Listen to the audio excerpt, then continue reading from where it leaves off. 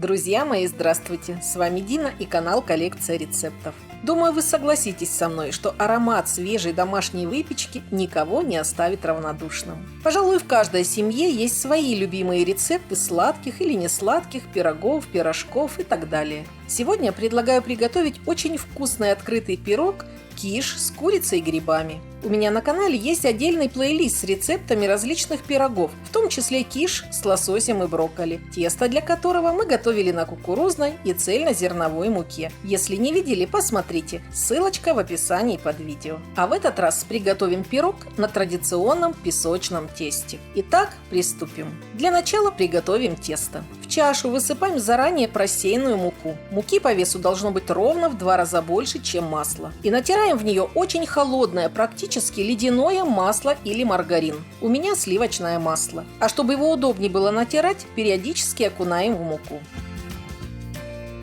Затем, пока масло не растаяло, быстро перетираем его с мукой в масляно-мучную крошку.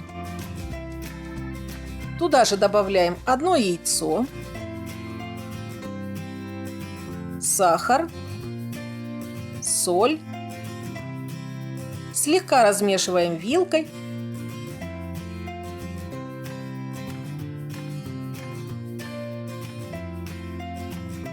И вливаем ледяную воду буквально по ложке до тех пор, пока тесто начнет собираться в комок.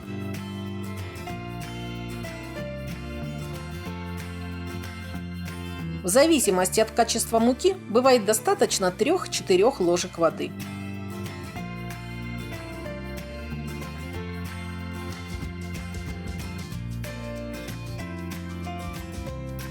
Быстро замешиваем тесто руками, пока масло не успело растаять.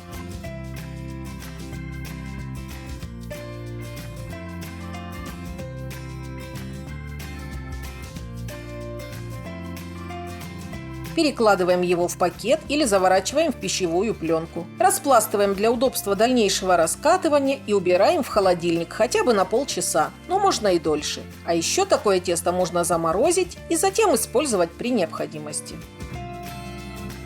А пока тесто охлаждается, приготовим начинку для пирога. Устанавливаем сковороду на плиту, вливаем немного растительного масла и хорошо разогреваем. Этим временем нарезаем крупную луковицу мелким кубиком.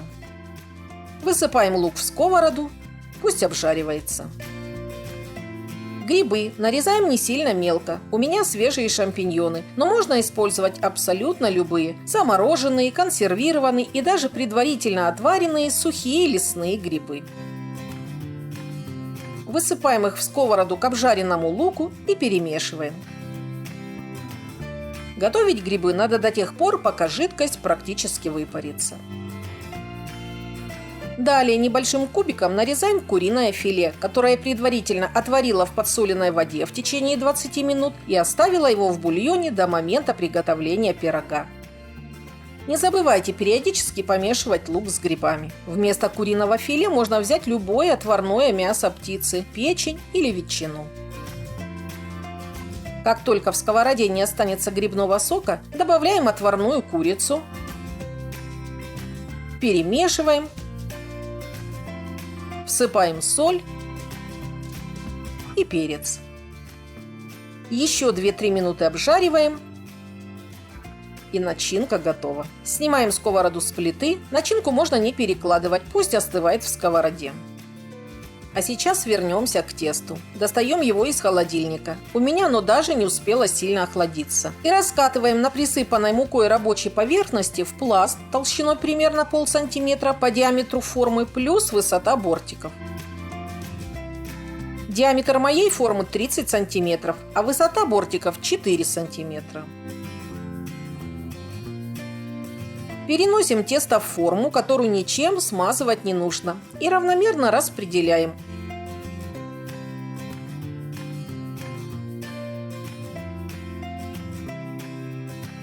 Лишнее тесто срезаем, его можно заморозить и использовать для другого рецепта. Накалываем тесто вилкой, чтобы при выпечке оно не вздувалось. Застилаем фольгой или пергаментом. Высыпаем любой груз. рис, фасоль, горох или специальные керамические камешки. И отправляем форму с тестом в духовку, предварительно разогретую до 190 градусов на 15-20 минут. А за это время приготовим заливку. Выбиваем в чашу яйца, высыпаем соль, по щепотке перца и мускатного ореха. И все хорошо перемешиваем. Затем добавляем сметану или, как в моем случае, сливки жирностью от 20 до 30%. Смесь хорошо перемешиваем, и заливка готова. Итак, друзья, тесто у нас выпекается, начинка остывает, заливка готова, и нам остается натереть сыр и нарезать помидоры. Я возьму помидоры черри, у меня домашние, даже с хвостиками. Разрезаем каждый поперек на 2 части. Если будете использовать крупные помидоры, нарежьте их ломтиками толщиной 5-7 мм. Сыр натираем на крупную терку. Выбирайте любой сыр, который вам нравится, главное, чтобы он был вкусный.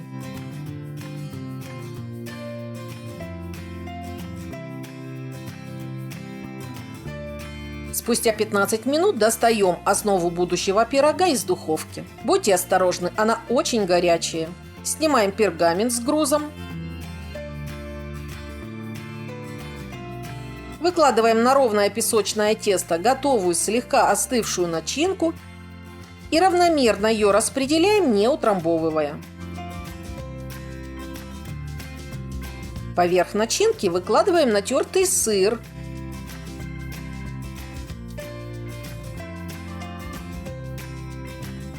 И выливаем всю заливку.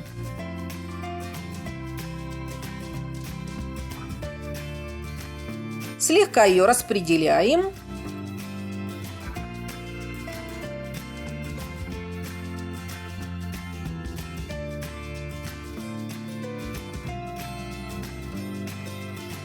И по всей поверхности пирога в хаотичном порядке, слегка вдавливая, укладываем помидорчики срезом вниз.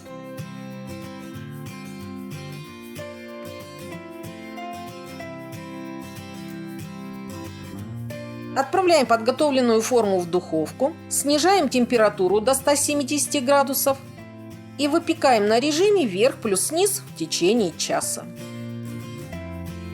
Готовность пирога определяем наличием красивой золотистой корочки и плотной начинки, которая будет слегка пружинить.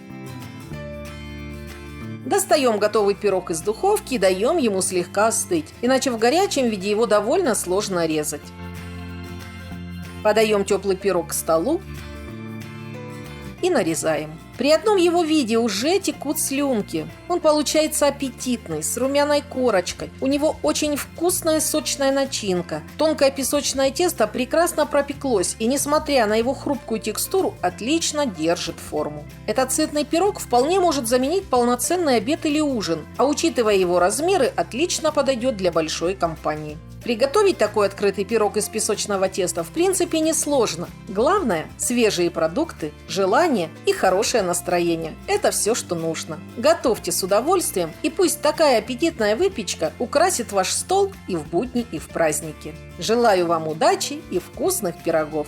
Друзья, если вы тоже любите домашние пироги, не забывайте ставить лайк. Спасибо, что смотрите мои видео, оцениваете и делитесь ими с друзьями. Подписывайтесь на мой YouTube-канал «Коллекция рецептов» и не забудьте нажать на колокольчик, тогда вы точно не пропустите новые видео. У меня на канале есть плейлист «Пироги», обязательно посмотрите. Все ссылки на экране и в описании. С вами была Дина, до новых встреч, до новых вкусных рецептов.